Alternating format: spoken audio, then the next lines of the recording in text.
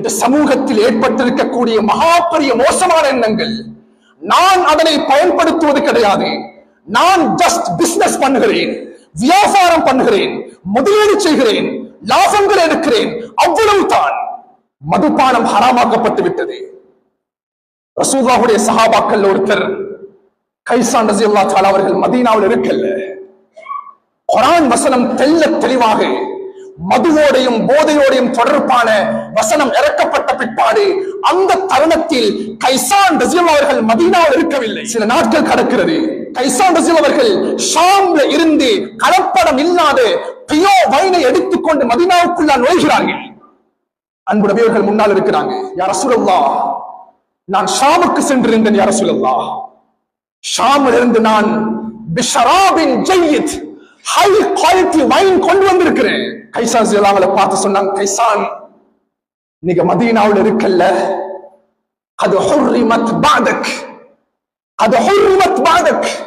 மதீனாவில் இருந்து நீங்கள் ஷாமுக்கு சென்ற பிற்பாடு இஸ்லாம் மதுவோடையும் போதையோடையும் தொடர்பான இந்த விடயத்தை முழுமையாக ஷரியத் அவர்களுக்கு ஹராமாக்கி விட்டது. இது இஸ்லாத்துடைய பார்வையில் நஜீஸ். யா ரசூலல்லாஹ், என்னிடம் ஒரு கேள்வி இருக்குது. இதுக்கு பின்னால நான் இதை பாவிக்க மாட்டேன். ஆனால் இந்த மதுபானத்தை வெளியிருக்கக்கூடியவர்களுக்கு நான் வியாபாரம் செய்து விற்று என்னுடைய பணத்தை நான் எடுத்துக் கொள்கிறேன். யா ரசூலல்லாஹ், அன்பு நபி அவர்கள் கூறினார்கள், கைசான், நீங்கள் புரிந்து கொள்ள வேண்டும், இஸ்லாம் ஒரு விடயத்தை ஹராமாக்கி விட்டால் அது ஹுர்ரிமத் வகத் ஹுர்ரிம ஸமனுஹா, ஒரு விடயத்தை இஸ்லாம் ஹராமாக்கி விட்டால் அதனுடைய பணமும் அதனுடைய வருமானமும் அதனுடைய இன்கமும் முழுமையாக இஸ்லாத்தில் ஹராமாக்கப்பட்டிருக்குது. இந்த ஷாப்புக்குள்ளால சிகரெட் பிசினஸ் நான் பண்ணுறேன்டா, நான் சிகரெட் ஸ்மோக்கிங் பண்றதில்லை, என்னுடைய ஷாப்புக்குள்ள இருக்குது. அடுத்தவனுக்கு நான் இதை வியாபாரம் செய்கிறேன். அந்த சிகரெட்டை எடுத்து நான் என்னுடைய முஸ்லிம் சமுதாயத்துக்கு கொடுப்பதும் கிடையாது, மாற்றுமா சகோதரர்களுக்கு தான் வியாபாரம் பண்ணுகிறேன்.